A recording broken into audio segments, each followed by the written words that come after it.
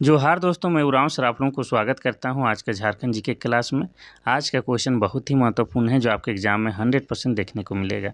तो समय को न गंवाते हुए चलिए पहला क्वेश्चन शुरू करते हैं। उससे पहले बता दें कि आज की जो क्लास है इसमें हम लोग झारखंड जीके के तहत झारखंड का मिक्सअप क्वेश्चन देखने वाले हैं, अर्थात बहुत सारे चैप्टरों को जो है मिलाकर एक ही साथ एक ही क्लास में करने वाले हैं। तो कुल मिलाकर आज का क्लास भी आपके लिए क्या है, बेहद खास है। तो डोंट वेस्ट टाइम, आप लोग क्या कीजिए कि अपना नोटबुक निकाल के बैठ जाइए और हम शुरू करते हैं पहला क्वेश्चन। आपका एग्जाम करीब है, बहाना ना कीजिए, संडे है सर नहीं पढ़ेंगे, ऐसा नहीं कीजिए, ठीक है। पहला क्वेश्चन कह रहा है कि महाभारत में झारखंड को किस नाम से जाना जाता है। पहला है झारखंड, दूसरा है पुंडरीक देश, तीसरा है पुंड, चौथा है कीकट प्रदेश। तो इसका सही आंसर हो जाएगा आपका ऑप्शन नंबर बी, पुंडरीक देश कहा जाता है। तो महाभारत में झारखंड को पुंडरीक देश कहा जाता है। इसके अलावा और एक नाम बोला जाता है, कौन सा, तो पशु भूमि भी बोला जाता है। यानी कि महाभारत में जो है झारखंड को दो नामों से पुकारा गया है, एक तो हो जाएगा पुंडरीक देश और दूसरा पशु भूमि। अगर झारखंड को झारखंड किस में कहा गया है अगर कहा जाए तो हो जाएगा आपका अकबरनामा। अकबरनामा में झारखंड को झारखंड कहा गया है, ठीक है। पुंड किस में कहा गया है झारखंड को, तो आपको बता दें एतरे ब्राह्मण में। एतरे ब्राह्मण में झारखंड को जो है पुंड या पुंड्र कहा गया है। और कीकट प्रदेश किस में कहा गया है, तो भागवत पुराण में। भागवत पुराण में जो है झारखंड को कीकट प्रदेश कहा गया है। इसके अलावा आपको और बता देते हैं कुछ नाम, जिससे हो जाएगा आपका वायु पुराण में झारखंड को क्या कहा गया है, तो वायु पुराण में झारखंड को मुरंड कहा गया है। क्या कहा गया है, मुरंड कहा गया है। इसके अलावा समुद्रगुप्त के प्रयाग प्रशस्ति में जो है झारखंड को मुरुंड कहा गया है। क्या कहा गया है, मुरुंड कहा गया है। ये सब आपको याद रखना है। और एक न एक क्वेश्चन जो है आपका झारखंड के नामकरण से संबंधित 100% पूछे जाएंगे, तो इसके लिए आपको रेडी रहना है। देखिए, दूसरा नंबर का सवाल कहता है कि झारखंड राज्य के गठन के बाद कितने जिलों का निर्माण किया गया है। पहला है 2, दूसरा है 6, तीसरा है 4, चौथा है 8। इसका सही आंसर हो जाएगा आपका ऑप्शन नंबर बी, 6 जिलों का निर्माण हुआ है। हमारा झारखंड जो है कब बनता है, 15 नवंबर। 15 नवंबर 2000 ईस्वी को जो है झारखंड एक नए राज्य के रूप में अस्तित्व में आता है, बिहार राज्य से अलग करके। किससे, तो बिहार राज्य से अलग करके। बिहार का भी बता दें तो 46% भूभाग और 18 जिला को लेके जो है अलग झारखंड राज्य का निर्माण किया जाता है। अर्थात हम कह सकते हैं कि झारखंड के निर्माण के समय झारखंड में कुल 18 जिले थे। कितने, 18 जिले थे। लेकिन 2001 में जो है आपके 4 जिलों का निर्माण हो जाता है। कौन कौन, तो एक हो जाएगा आपका लातेहार जिला, ठीक है, लातेहार। दूसरा हो जाएगा आपका सिमडेगा। और तीसरा कौन हो जाएगा, तो तीसरा हो जाएगा आपका सरायकेला। और चौथा कौन सा हो जाएगा, चौथा हो जाएगा आपका जामताड़ा। तो ये 4 जिलों का निर्माण होता है। उसके बाद क्या हो जाता है, तो झारखंड में 2001 में जो है 22 जिला का संख्या हो जाता है।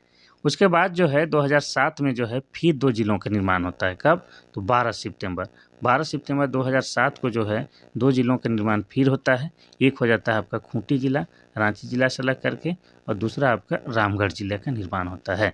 इस प्रकार से जो है झारखंड में अभी वर्तमान में कितने हैं, तो 24 जिला हैं।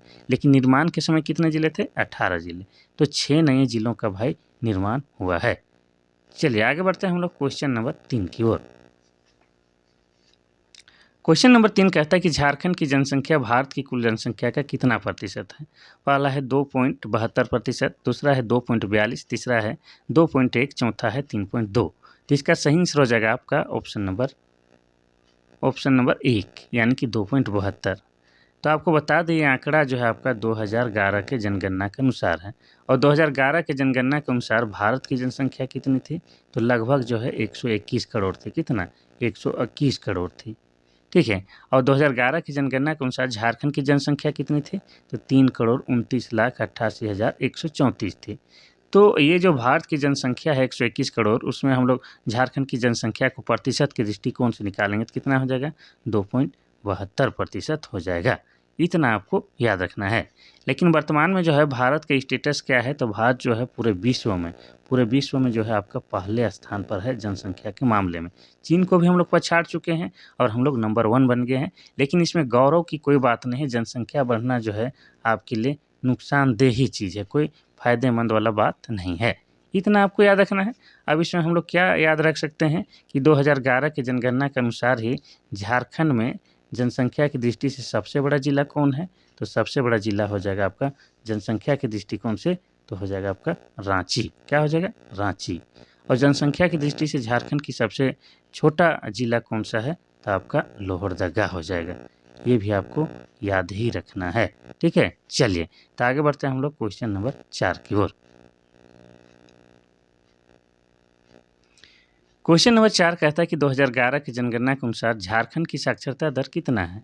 पहला है 76.8, दूसरा 55.4, तीसरा है 61.1, चौथा है 66.4। तो इसका सही आंसर जो हो जाएगा आपका ऑप्शन नंबर डी 66.4 हो जाएगा। और ये आंकड़ा है 2011 के जनगणना के अनुसार। तो साक्षर किसको गिना जाता है, तो कोई भी व्यक्ति किसी भी भाषा को अगर पढ़ लेता है और लिख लेता है तो वो व्यक्ति साक्षर कहलाता है। चाहे वो 1 क्लास पढ़ा है या 2 क्लास पढ़ा है, वो क्या है, साक्षर कहलाएगा, कोई भी भाषा को लिख पढ़ ले। ठीक है, इतना आपको याद रखना है। तो साक्षर किसे कहा जाता है जान गए। तो 2011 की जनगणना के अनुसार झारखंड की साक्षरता दर 66.4 है। इसमें अगर पुरुष साक्षरता दर आपसे पूछ लिया जाए तो पुरुष साक्षरता दर कितना है, तो 76.8, ये क्या है, पुरुष साक्षरता दर। और महिला साक्षरता दर कितना है, तो महिला साक्षरता दर है आपका 55.4, ये आपको याद रखना है। इसमें भी अगर आपसे पूछ लिया जाए कि पुरुष साक्षरता दर में सबसे आगे जिला कौन सा है, तो आपका रांची है। महिला साक्षरता दर में सबसे अधिक जिला सबसे बड़ा जिला कौन सा है, तो आपका ये रांची है। ठीक है, पुरुष साक्षरता दर की बात करेंगे या महिला साक्षरता दर की बात करेंगे, दोनों ही मामलों में रांची आपका आगे है। और पुरुष साक्षरता दर और महिला साक्षरता दर दोनों में अगर कम साक्षरता दर वाला बात करेंगे तो हो जाएगा आपका पाकुड़ जिला। ठीक है, कहने में थोड़ा गड़बड़ आ गया, तो नहीं, पाकुड़ जो है सबसे कम साक्षरता दर वाला जिला है, चाहे पुरुष की बात करेंगे चाहे महिला की बात करेंगे। और रांची जो है साक्षरता दर में आगे है, चाहे पुरुष की बात करेंगे चाहे महिला की बात करेंगे।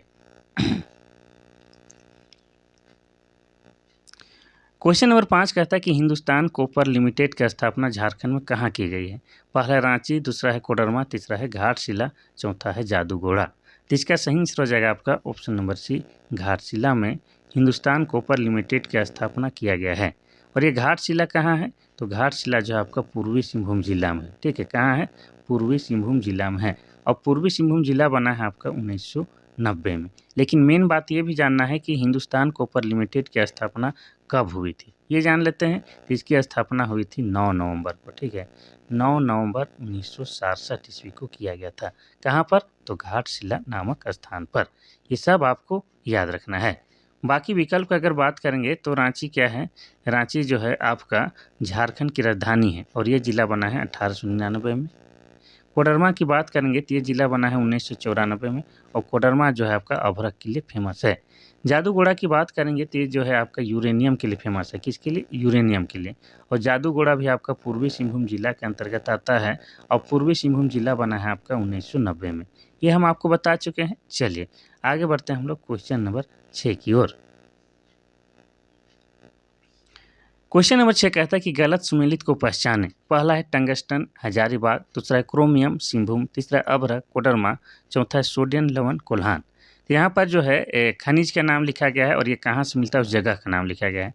टंगस्टन हजारीबाग बिल्कुल सही है, क्रोमियम सिंहभूम ये भी सही है, अभ्रक कोडरमा ये भी सही है, सोडियम लवण कोल्हान ये गलत है।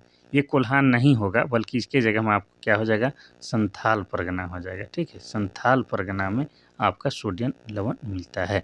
और कोल्हान परगना क्या है, तो एक प्रमंडल है। और संथाल परगना का जो है मुख्यालय दुमका हो जाएगा, ये आपको याद रखना है। ठीक है, तो ये वाला जो है ऑप्शन नंबर डी जो है गलत सुमेलित किया गया है। क्वेश्चन नंबर 7 कहता है कि पाठ का क्या अर्थ होता है। पहला है सपाट चोटी के पठार, दूसरा है बाढ़ की विशेष आकृति, तीसरा है नदियों का किनारा, चौथा है मरुस्थल। तो इसका सही आंसर हो जाएगा आपका ऑप्शन नंबर ए, सपाट चोटी के पठार। यानी कि ये जो है आपका ऊपर ऐसे चोटी बना हुआ है, लेकिन ऊपर जो है ऐसे सपाट रहता है, यानी कि समतल समतल भूमि या समतल जमीन होता है ऊपरी पठार में। पठार के ऊपर में जो समतल भूमि होता है उसी को हम लोग पाट क्षेत्र कहते हैं। ठीक है, इतना आपको याद रखना है। कुछ इस प्रकार से आकार होता है। और आपको बता दें कि झारखंड में जो है पाट क्षेत्र के अंतर्गत 3 जिला आते हैं मुख्य रूप से। एक हो जाएगा आपका गुमला जिला, और दूसरा हो जाएगा आपका लोहरदगा जिला, और तीसरा हो जाएगा आपका लातेहार जिला। तो ये 3 जिला जो है झारखंड में आपके पाट क्षेत्र के अंतर्गत आते हैं। और इन तीनों जिला के बारे में खास बात क्या है कि इन तीनों जिला से ही आपको क्या है, झारखंड में किसका उत्पादन किया जाता है, तो बॉक्साइट पाया जाता है। क्या चीज़? बॉक्साइट पाया जाता है। ये आपको याद रखना है। ठीक है, चलिए। और बॉक्साइट क्या है? एल्युमिनियम का अयस्क है, ये भी याद रखें। Question number 8। क्वेश्चन नंबर 8 कहता है कि संथाल जनजाति के पर्व नहीं है। पहला है सोहराय, दूसरा है सकरात, तीसरा है कर्मा, चौथा है बहा। वैसे आपको बता दें कि झारखंड की जनजाति जो है सभी प्रकार के पर्व में जो है बढ़ चढ़ के हिस्सा लेती है, लेकिन यहाँ पर जो पूछ दिया है क्वेश्चन के अनुसार, तो उसके अनुसार उत्तर हो जाएगा आपका ऑप्शन नंबर सी। कर्मा त्यौहार जो है संथाल जनजाति के लोग धूमधाम से नहीं बनाते हैं, और सोहराय उन्हीं का त्यौहार है, सकरात भी उन्हीं का त्यौहार है, और बहा भी उन्हीं का त्यौहार है। अगर कर्मा की बात करेंगे तो सरहुल के बाद, ठीक है, सरहुल के बाद जो है ये झारखंड के जनजातियों का दूसरा प्रमुख त्यौहार है। और इस त्यौहार में जितना शिद्दत से आदिवासी लोग भाग लेते हैं, उतना ही शिद्दत से जो है सदान लोग भी भाग लेते हैं। और ये त्यौहार जो है कब मनाया जाता है? तो कर्मा त्यौहार की बात की जाए तो यह भादो माह में मनाया जाता है। ठीक है, भादो माह के शुक्ल पक्ष के एकादश को ये त्यौहार मनाया जाता है। इसमें जो है करम नामक वृक्ष की डाली की पूजा की जाती है। किसकी? करम नामक वृक्ष की डाली की पूजा की जाती है। और यह त्यौहार जो है आपका भाई और बहन के पवित्र प्रेम पर आधारित त्यौहार है। इसीलिए जो है कर्मा त्यौहार की तुलना जो है किसके साथ किया जाता है? तो कर्मा पर्व का त्यौहार का तुलना रक्षाबंधन के साथ किया जाता है। और ये रक्षाबंधन जो है सदानों के द्वारा मनाया जाता है। कब? तो सावन के पूर्णिमा में। और रक्षाबंधन भी जो है आपका भाई और बहन का पवित्र प्रेम से संबंधित त्यौहार है, इसीलिए इसकी तुलना जो है कर्मा त्यौहार से किया जाता है। इतना याद रखना है। तो कर्मा त्यौहार जो है मुख्य रूप से संथाल जनजाति का त्यौहार नहीं है, ये ऑप्शन के अकॉर्डिंग है। इतना आपको याद रखना है। ठीक है, चलिए आगे बढ़ते हैं हम लोग क्वेश्चन नंबर 9 की ओर। क्वेश्चन नंबर 9 कहता है कि झारखंड से गुजरने वाली राष्ट्रीय राजमार्ग में सबसे लंबी कौन सी है? पहला NH6, दूसरा है NH8, तीसरा है NH32 और चौथा NH33। तो इसका सही आंसर क्या हो जाएगा? आपका ऑप्शन नंबर डी NH33, यानी कि राष्ट्रीय राजमार्ग 33 ये क्या है? झारखंड की सबसे लंबा NH है। अब आप लोग जो है इसका लंबाई भी जानना चाहिएगा। तो इसका लंबाई है 333.5 किलोमीटर। कितना है? 333.5 किलोमीटर इसकी लंबाई है। और NH33 को जो है झारखंड में क्या कहा जाता है? जीवन रेखा कहा जाता है। जीवन रेखा कहा जाता है। और इसका नया नाम अभी हो गया है क्या? तो इसको नया नाम हो गया है NH20 नाम दिया गया। किसको? NH33 को। और ये क्या है? झारखंड की सबसे लंबा NH है। इतना आपको कम से कम याद रखना है। आगे बढ़ते हैं हम लोग क्वेश्चन नंबर 10 की ओर। वैसे जितना भी क्वेश्चन लाए हैं इसको कभी ना कभी हम जरूर पढ़ाए हैं, तो एक प्रकार से रिवीजन की भांति है, इसलिए जो है ज़्यादा डिटेल में हम नहीं समझा रहे हैं, उत्तर बता रहे हैं बस सीधे और बढ़ रहे हैं। ठीक है, क्वेश्चन नंबर 10 कहता है कि झारखंड की अर्थव्यवस्था मुख्यतः किस पर आधारित है? पहला है कृषि, दूसरा उद्योग, तीसरा वन, चौथा है खनिज। तो इसका सही आंसर हो जाएगा आपका ऑप्शन नंबर ए, कृषि पर आधारित है। झारखंड में बहुत सारे खनिज संपदा पाए जाने के कारण इसको हम लोग रूर प्रदेश भी कहते हैं, रत्नगर्भा भी बोलते हैं। लेकिन सच्चाई यह है कि यहाँ पर जो है बहुत सारे खनिज पाए जाने के बावजूद यहाँ के लोगों की जो है अर्थव्यवस्था का मुख्य साधन क्या है? कृषि है। और कृषि के साथ साथ पशुपालन है। और यहाँ कृषि भी जो होता है आपका क्या है? मानसून पर आधारित होता है। क्या होता है? तो मानसून पर आधारित होता है। यानी कि मानसून ठीक हुआ तो खेती बाड़ी ठीक होगा, और नहीं हुआ तो अकाल की स्थिति आ जाती है। ठीक है, क्योंकि यहाँ पर जो है सिंचाई का कुछ उचित व्यवस्था ही नहीं है, और पानी का भी कोई उचित व्यवस्था नहीं है। तो कृषि है यहाँ के लोगों का मुख्य पेशा या अर्थव्यवस्था। इतना आपको याद रखना है। और कैसी कृषि यहाँ पर किया जाता है? तो जीवनदायिनी कृषि की जाती है। जीवनदायिनी कृषि कहने का मतलब ये हो गया कि पेट पोषवा, खाली ये क्या करना है? खेती बाड़ी करना है और अपना खाने के लिए होगा, उसको बेच के पैसा कमा रहे माला माल हो गए, ऐसा कृषि नहीं किया जाता है। ठीक है, केवल 1-1.5 साल का हो जाता है भोजन, बस उतना ही होता है। चलिए तो आगे बढ़ते हैं हम लोग क्वेश्चन नंबर 11 की ओर। क्वेश्चन नंबर 11 कहता है कि निम्नलिखित में से कौन सा खनिज झारखंड में नहीं मिलता है? पहला है लौह अयस्क, दूसरा है अभ्रक, तीसरा है कोयला, चौथा है पेट्रोलियम। तो इसका सही आंसर हो जाएगा आपका option number D, petroleum. Petroleum का उत्पादन जो है झारखंड में नहीं होता है। और पेट्रोलियम क्या है? तो पेट्रोलियम जो है एक कच्चा पदार्थ है। क्या है? कच्चा पदार्थ है। पेट्रोलियम से ही आपका क्या बनता है? तो किरोसिन का तेल बनता है, आपका डीजल बनता है, पेट्रोल बनता है। सब किससे बनता है? पेट्रोलियम से। और पेट्रोलियम के उत्पादन झारखंड में नहीं होता है। ठीक है, इतना याद रखना है। चलिए, लो एस की बात करेंगे तो झारखंड में एक चिड़िया नामक स्थान है। क्या है? चिड़िया नामक स्थान है, जो कि लो एस के लिए काफ़ी फेमस है। और ये चिड़िया नामक स्थान जो है आपका पश्चिमी सिंहभूम जिला में है। कहाँ है? तो पश्चिमी सिंहभूम जिला में है। और पश्चिमी सिंहभूम जिला बना है 1990 में। इतना याद रखना है। अगर अभ्रक की बात करेंगे तो झारखंड में जो है आपका कोडरमा जिला, कौन सा? कोडरमा जिला जो है अभ्रक के लिए फेमस है। और कोडरमा जिला को जो है हम लोग भारत का अभ्रक की राजधानी भी कहा जाता है। और यह कोडरमा जिला बना है 1994 ईस्वी में। इसके अलावा आपको बता दें, हजारीबाग गिरिडीह जिला से भी अभ्रक की मात्रा पाई जाती है, लेकिन सबसे अधिक आपका कोडरमा जिला में पाया जाता है। अगर कोयला की बात करेंगे तो कोयला के लिए जो है झारखंड का झरिया नामक स्थान फेमस है। ठीक है, और ये झरिया आपका कहाँ है? तो झरिया आपका धनबाद जिला में है। और धनबाद जिला कब बना है? ये आपका 1956 बना है।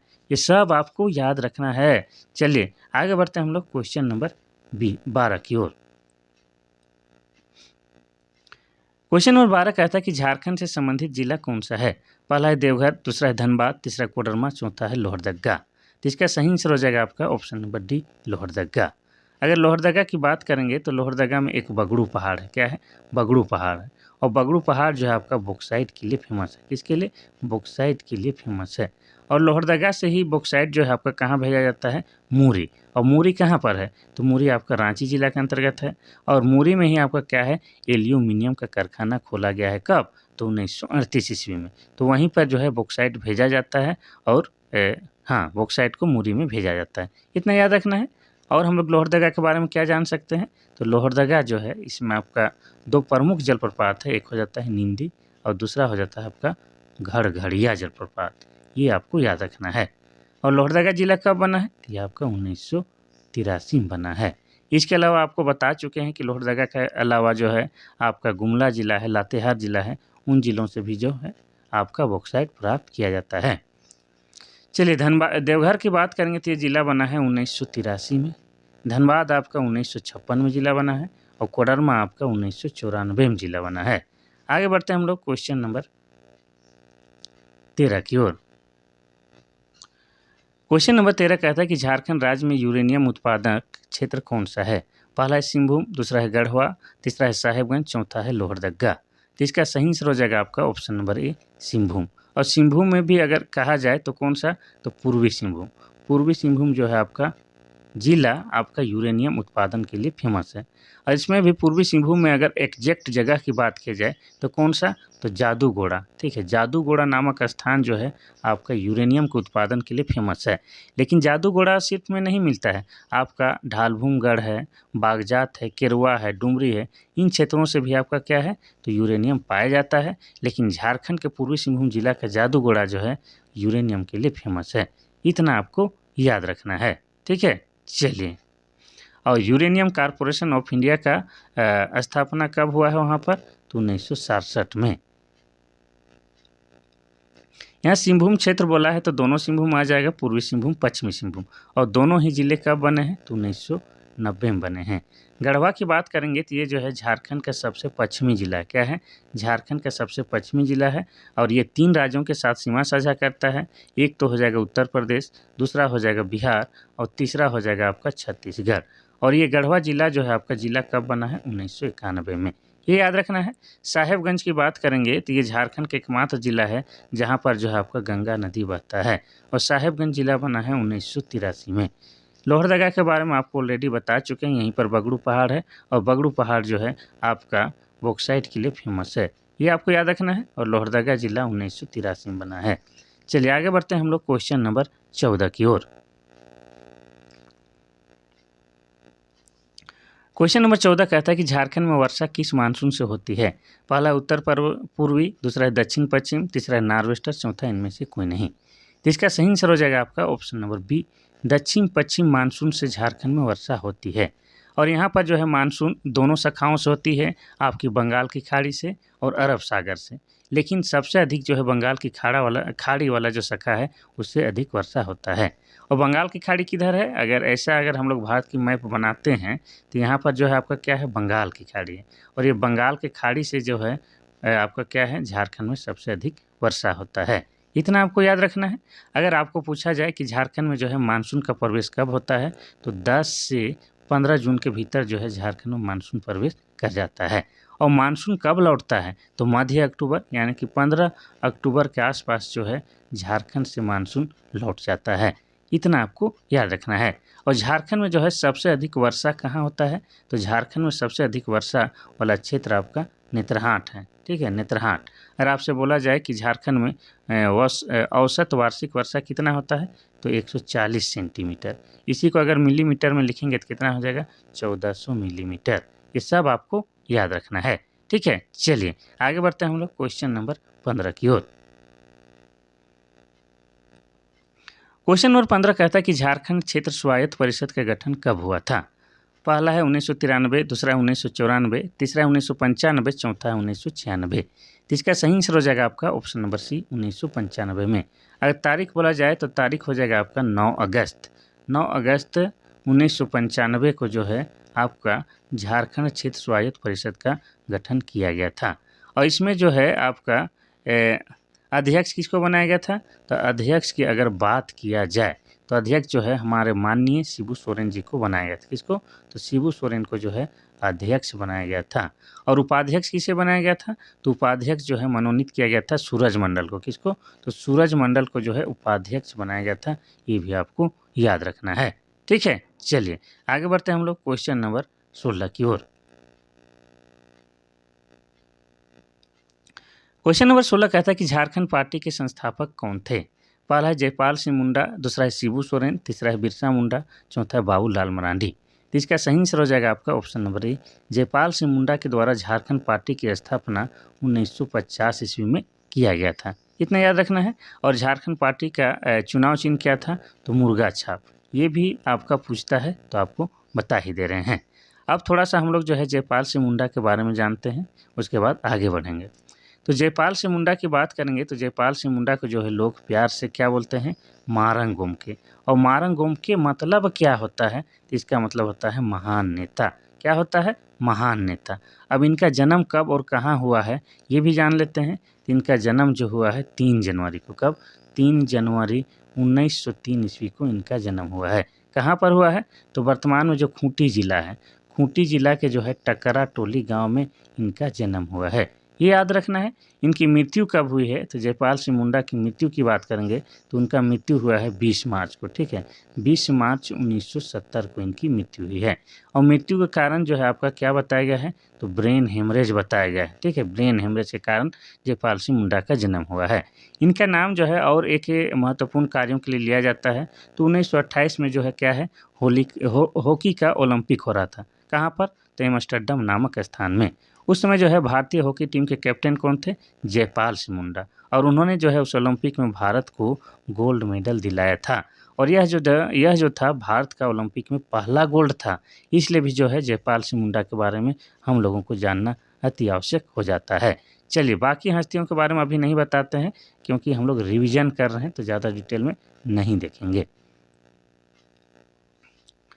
क्वेश्चन नंबर 17 कहता है कि भादो माह में जनजातियों की कौन सी पूजा होती है।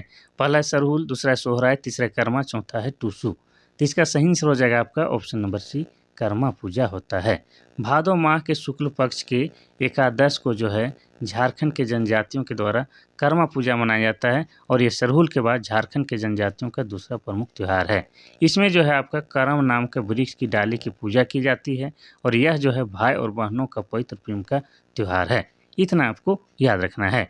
चलिए बाकी त्यौहार को हल्का सा जिक्र कर ही देते हैं, मन मान नहीं रहा है तो बताते हैं। सरहुल जो है झारखंड के जनजातियों का सबसे बड़ा पर्व है। क्या है, झारखंड के जनजातियों का सबसे बड़ा पर्व है। और यह त्यौहार जो है आपका चैत्र माह के शुक्ल पक्ष के तृतीय को मनाया जाता है। शुक्ल पक्ष के तृतीय को मनाया जाता है।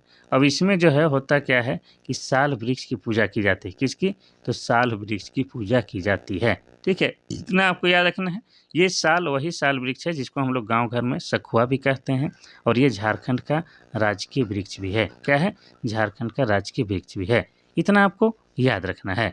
और सरहुल को जो है अनेक जनजातियों के द्वारा अनेक नामों से भी पुकारा जाता है। जैसे उरांव जनजाति के लोग सरहुल को क्या बोलते हैं, खद्दी, खद्दी बोलते हैं। और इसको संथाल जनजाति के लोग बाहा पर्व बोलता है। और मुंडा जनजाति के लोग इसे बा पर्व के नाम से भी जानता है। ये सब आपको याद रखना है। सोहराय की बात करेंगे तो सोहराय झारखंड में एक चित्रकारी भी है। क्या है? एक चित्रकारी भी है और इस चित्रकारी को जो है जीआई टैग यानी कि भौगोलिक संकेतक भी प्रदान किया जा चुका है। साथ ही सोहराय जो है झारखंड में एक पर्व भी है। क्या है? एक पर्व भी है और यह पर्व जो है पशुओं से संबंधित त्यौहार है और यह जो है दीपावली के दूसरे दिन यानी कि कार्तिक अमावस्या को मनाया जाता है। इतना याद रखना है। अगर बात करेंगे टुसु की तो ये जो है मकर संक्रांति के समय मनाया जाने वाला त्यौहार है, इसीलिए जो है इसे मकर पर्व भी कहा जाता है और यह जो है टुसु नामक कन्या की याद में मनाया जाता है और विशेषकर यह त्यौहार जो है कुर्मी समुदाय में प्रचलित है। इतना आपको याद रखना है। चलिए आगे बढ़ते हैं हम लोग क्वेश्चन नंबर 18 की ओर। क्वेश्चन नंबर 18 कहता है कि संथाल जनजाति में गांव के प्रधान को क्या कहते हैं? पहला है महतो, दूसरा है पाहन, तीसरा मुखिया, चौथा है मांझी। तो इसका सही आंसर हो जाएगा आपका ऑप्शन नंबर डी, मांझी कहा जाता है। अब हम लोग जो है संथाल जनजाति के बारे में बात करते हैं तो संथाल जनजाति जो है झारखंड की जनसंख्या की दृष्टि से सबसे बड़ी जनजाति है। इनकी भाषा कौन सी है? तो इनकी भाषा संथाली है और संथाली भाषा को लिखने के लिए जो है आपका ओल चिकी लिपि का प्रयोग किया जाता है और ओल चिकी का लिपि का आविष्कार 1941 में पंडित रघुनाथ मुर्मू के द्वारा किया गया है। ये आपको याद रखना है। अब जो है संथाल जनजाति के बारे में क्या जान सकते हैं? तो इनका जो सर्वप्रमुख देवता है उसे क्या कहा जाता है? तो उसे सिंहबोंगा के नाम से जाना जाता है और सिंहबोंगा का मतलब क्या होता है? भगवान सूर्य। ये भी याद रखना है। संथाल जनजाति के द्वारा जो है युवागिरी को क्या कहा जाता है? तो युवागिरी को घोटुल कहा जाता है। साथ ही ये संथाल जनजाति के द्वारा शादी को क्या कहा जाता है? तो शादी को बापला कहा जाता है। संथाल जनजाति के बीच जो है एक सामाजिक सजा है सबसे बड़ा, जिसका नाम क्या है? बिटलाहा सजा है और ये सजा जो है सामान्यतः यौन से संबंधित दोषी पाए जाने पर दिया जाता है। ये सब बात जो है आपको कम से कम संथाल जनजाति के बारे में याद रखना ही होगा। ठीक है, चलिए क्वेश्चन नंबर 19। क्वेश्चन नंबर 19 कहता है कि धुमकुड़िया किस जनजाति की सामाजिक संस्था है? पहला उरांव, दूसरा मुंडा, तीसरा संथाली, चौथा है हो। तो इसका सही आंसर हो जाएगा आपका ऑप्शन नंबर ए, उरांव। धुमकुड़िया मतलब प्रशिक्षण गृह होता है और ये इसे युवा गृह भी बोलते हैं और सभी जनजातियों में होता है, लेकिन उरांव जनजाति की युवा गृह को जो है धुमकुड़िया कहा जाता है। अब इसमें जो है प्रवेश जो है आपका 10 से 11 वर्ष की आयु में प्रवेश मिल जाता है और प्रत्येक 3 साल में एक बार प्रवेश लिया जाता है और सामान्यतः यह सरहुल के दिन में प्रवेश दिया जाता है और इसकी सदस्यता है जब तक बनी रहेगी तब तक, जब तक आप शादी नहीं किए हैं। शादी हो जाने के बाद जो है सदस्यता ऑटोमेटिकली समाप्त हो जाता है। इतना आपको याद रखना है और लड़का हो या लड़की दोनों के लिए बात फिट बैठता है। ठीक है, और इसमें जो है लड़का जो होता है लड़कों के लिए जो है अलग धुमकुड़िया बनाया जाता है जिसको जोक हेड़पा कहा जाता है। क्या कहा जाता है? जोक हेड़पा कहा जाता है। जोक मतलब कुड़ुक भाषा में लड़का होता है और एड़पा मतलब घर होता है। ये लड़कों के लिए होता है पेलो एड़पा या पेल एड़पा। ये जो है आपका लड़कियों के लिए बनाया जाता है, यानी कि लड़का लड़की के लिए अलग धुमकुड़िया गृह का निर्माण किया जाता है। और धुमकुड़िया में क्या सिखाया जाता है?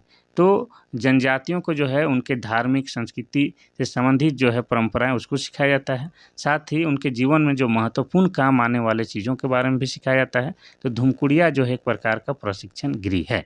ठीक है, चलिए। और धुमकुड़िया तो ये उरांव जनजाति के लोग कहते हैं। बाकी जनजाति के लोग किन किन नामों से पुकारते हैं वो भी बताते हैं। तो मुंडा जनजाति के लोग जो है धुमकुड़िया को क्या कहते हैं?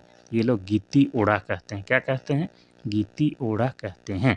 ठीक है, चलिए। अगर हम लोग बात करेंगे संथाल जनजाति के लोग क्या बोलते हैं? तो ये लोग घोटुल बोलते हैं। क्या बोलते हैं? घोटुल बोलते हैं। और हो जनजाति के लोग क्या बोलते हैं? तो ये लोग गीती ओरा। क्या कहते हैं?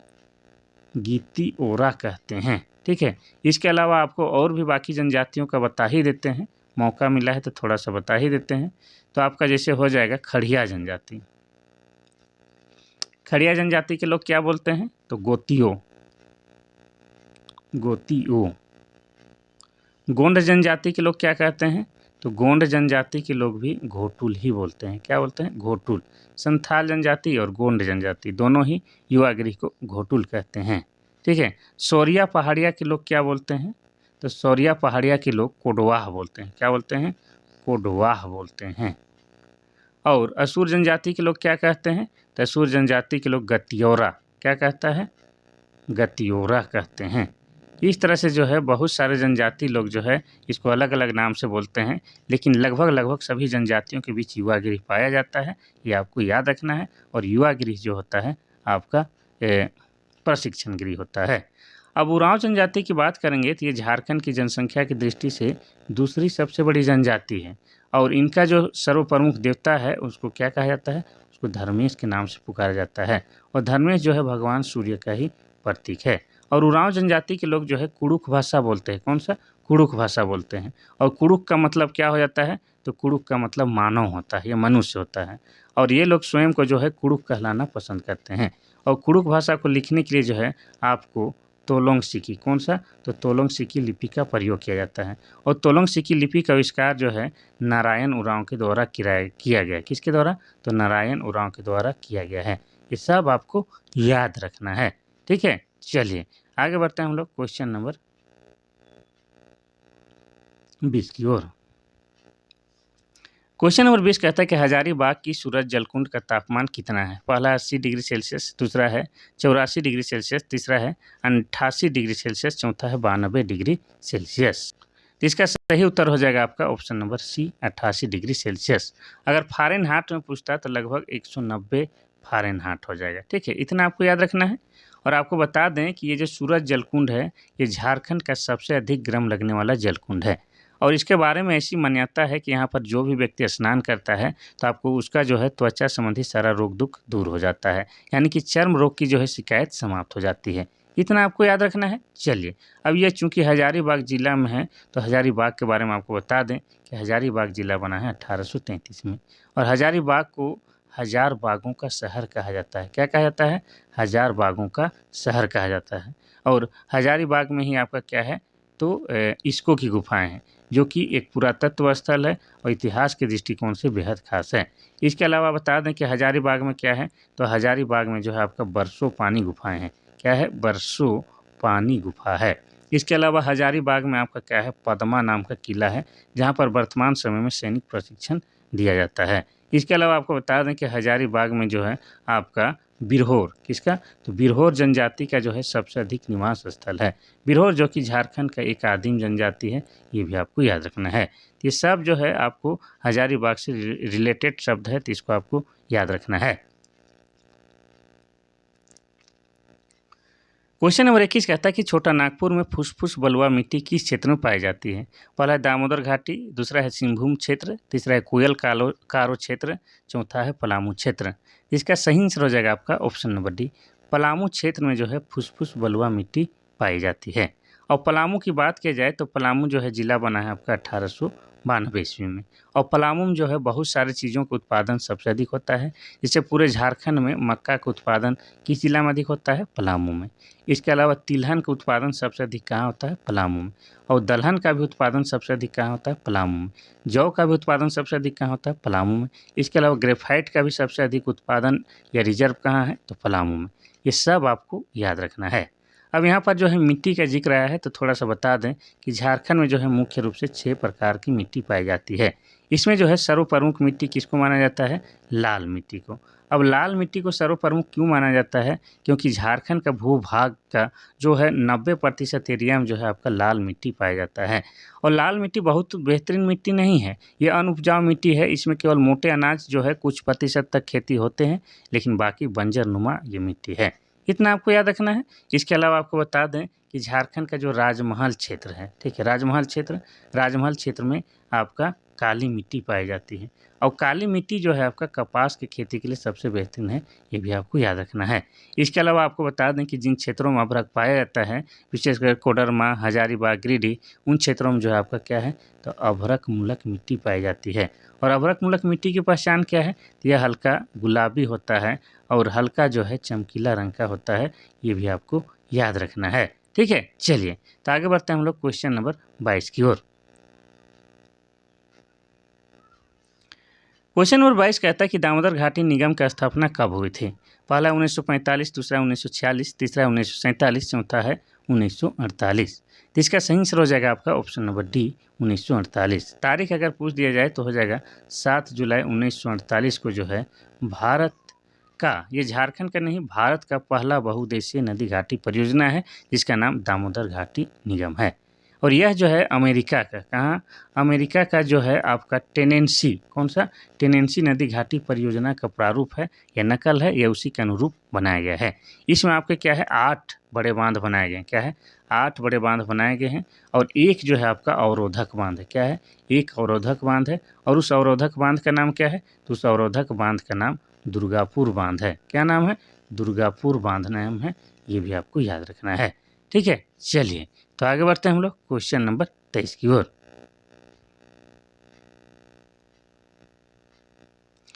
क्वेश्चन नंबर 23 कहता है कि रांची में कैथोलिक गिरजाघर की स्थापना कब हुई थी। पहला 1909, दूसरा 1910, तीसरा 1911, चौथा है 1912। तो इसका सही आंसर हो जाएगा आपका ऑप्शन नंबर ए 1909 में।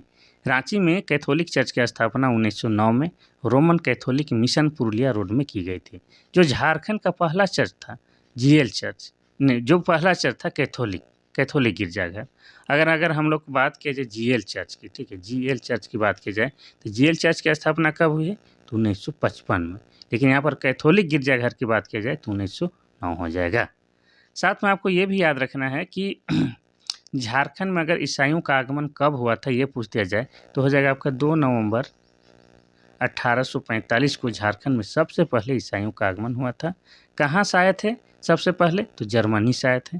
कौन मिशन आए थे, तो गोशनर मिशन, यानी कि GEL मिशन, यानी कि गोशनर इवैंजेलिकल लूथरन मिशन आए थे। और कितने व्यक्ति आए थे, तो 4 व्यक्ति आए थे।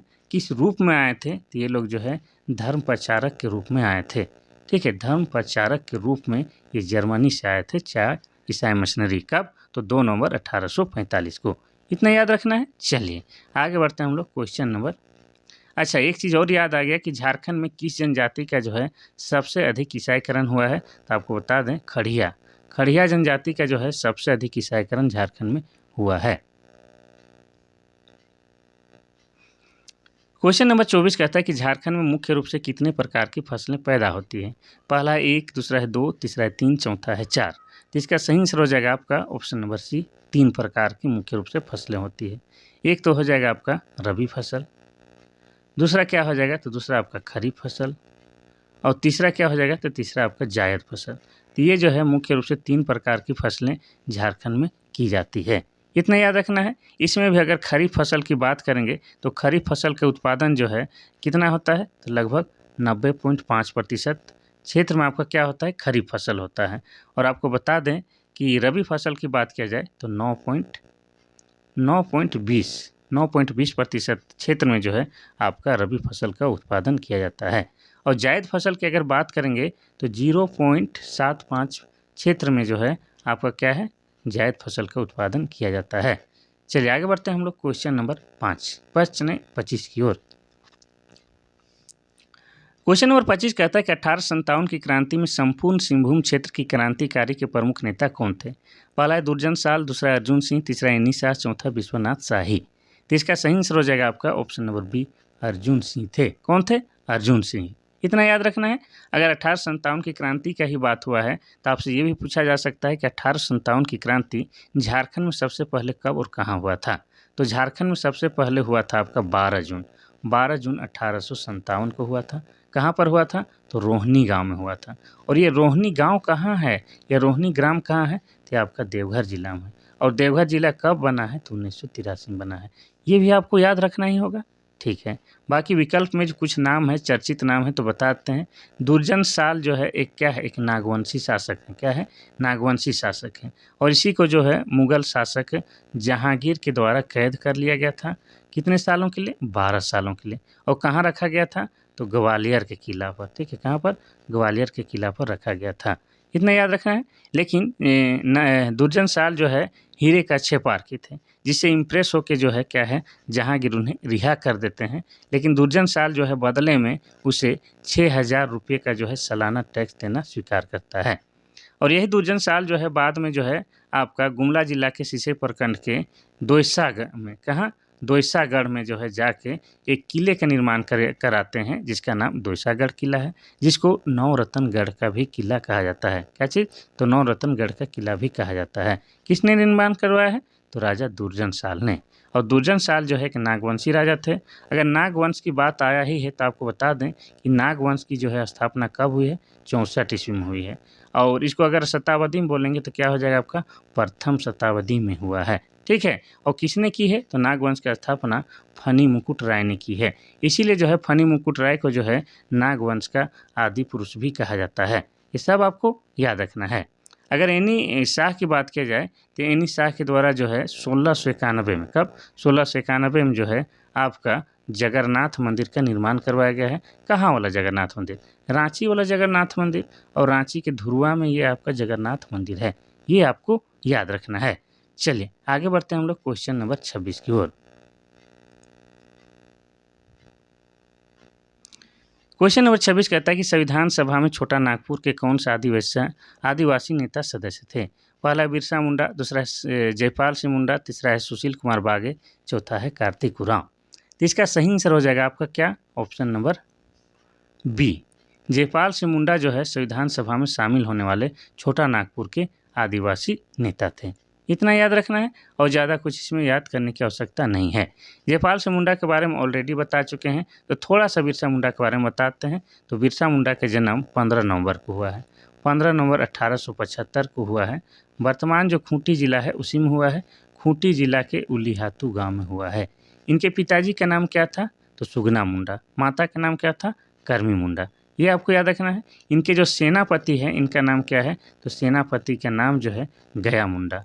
और इनके जो धार्मिक गुरु हैं उनका नाम क्या था, तो आनंद पांडे। क्या नाम था, आनंद पांडे। ये सब आपको याद रखना है। बिरसा मुंडा पर जो है अंग्रेजों के द्वारा 500 रुपये का इनाम रखा गया था, ये भी याद रखना है। साथ ही इनकी मृत्यु कब और कहाँ हुई है, तो बिरसा मुंडा की मृत्यु 9 जून को हुई है, 9 जून 1900 ईस्वी को।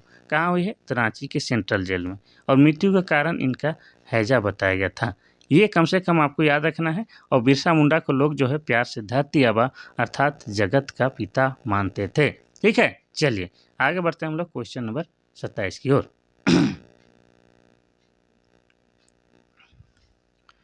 क्वेश्चन नंबर 27 कहता है कि संथाल परगना काश्तकारी कानून लागू कब हुआ था।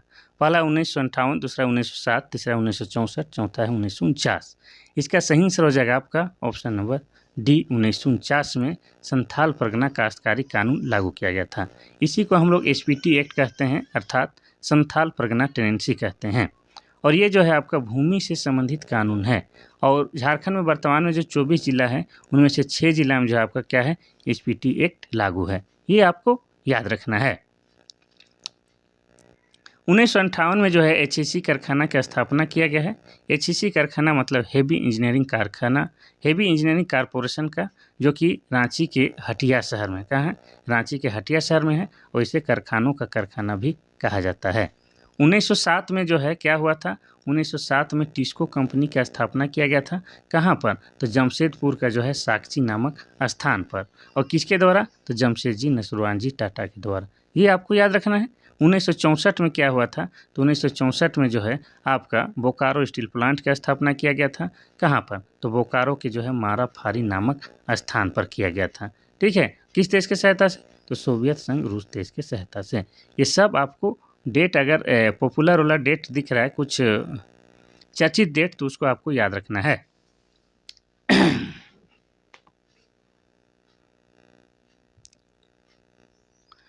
क्वेश्चन नंबर 28 कहता है कि छोटा नागपुर काश्तकारी अधिनियम कब लागू किया गया था।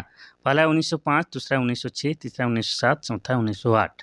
तो इसका सही आंसर हो जाएगा आपका ऑप्शन नंबर डी, 1908 में। और ये जो आपका छोटा नागपुर काश्तकारी अधिनियम है, इसी को शॉर्ट में क्या कहा जाता है, सीएनटी एक्ट, यानी कि छोटा नागपुर टेनेंसी। और आपको बता दें ये जो है कब लागू हुआ था, तो 2 नवंबर 11 नवंबर 1908 को ये पारित हुआ था। इतना याद रखना है। और इस सीएनटी एक्ट का जो है ब्लू प्रिंट किसके द्वारा तैयार किया गया था, तो जे.एच. हाफमैन के द्वारा जो है इस छोटा नागपुर काश्तकारी अधिनियम का ब्लू प्रिंट तैयार किया गया था। कब, तो 1902 ईस्वी में। ये आपको याद रखना है। और ये भी आपका क्या है, तो ये भी आपका जो है भूमि से संबंधित कानून है। क्या है, भूमि से संबंधित कानून है। और आपको बता दें कि ये जो है झारखंड के 24 जिला में से 18 जिला में लागू है। जैसे आपको बताया कि एसपीटी एक्ट जो है 6 जिला में और सीएनटी एक्ट आपका 18 जिला में, तो 6 और 18 मिलके कितना, 24 जिला में। ये आपको याद रखना है। और अभी जो है रांची में जो है अतिक्रमण वाला जो हो रहा है, दखल दिहानी वाला जो मैटर है, ये 1908 के छोटा नागपुर काश्तकारी अधिनियम से संबंधित है। यानी कि आदिवासी ज़मीन को जो है कोई गैर आदिवासी व्यक्ति नहीं खरीद सकता है इस CNT एक्ट के द्वारा।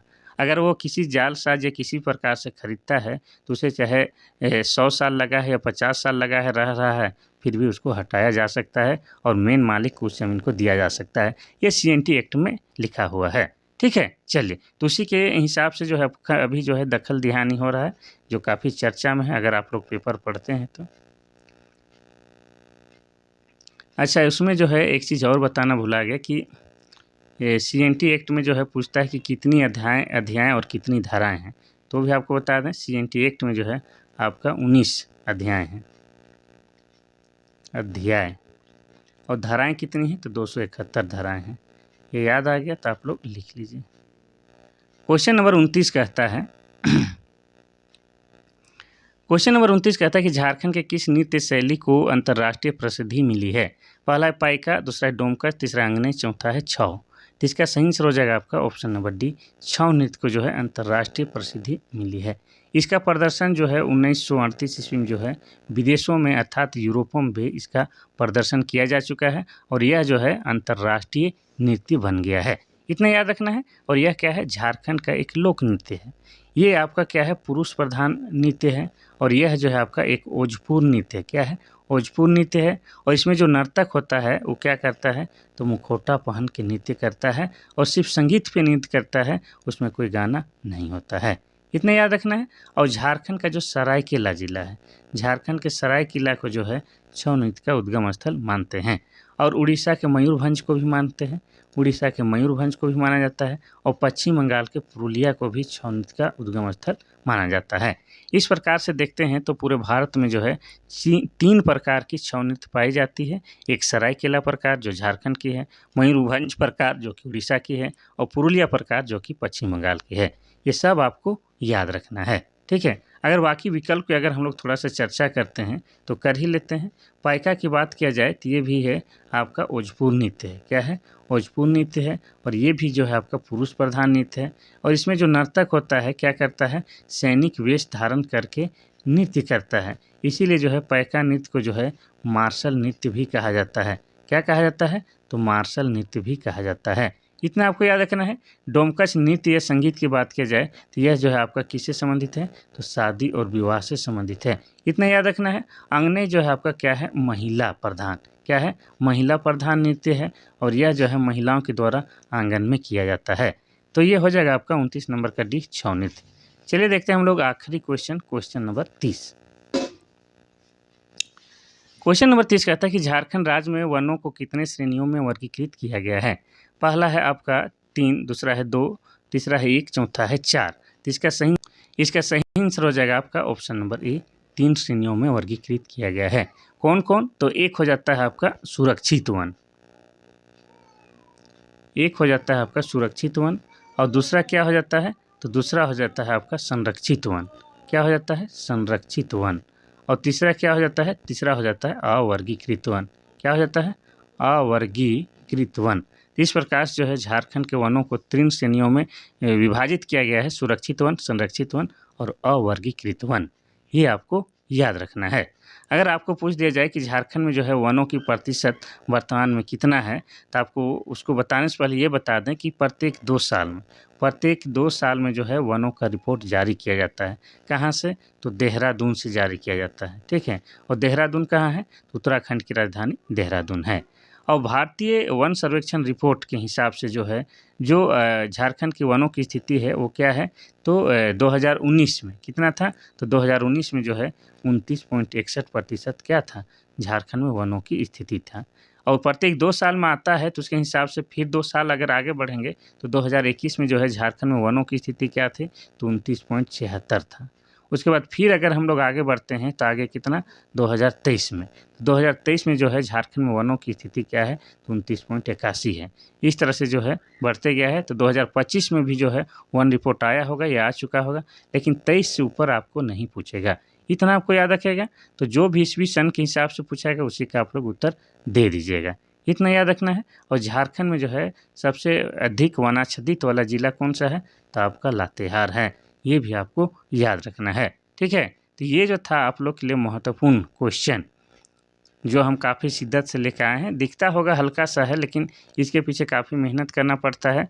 तो आप लोग जो है थोड़ा सा लाइक कीजिए, कमेंट कीजिए, शेयर कीजिए, जिसको भी उपयोगी लगता है क्लास तो उनको पहुंचा दीजिए उनके लिए, और जिनका ज़रूरी है ये क्लास पढ़ना उनको पहुंचा दीजिए।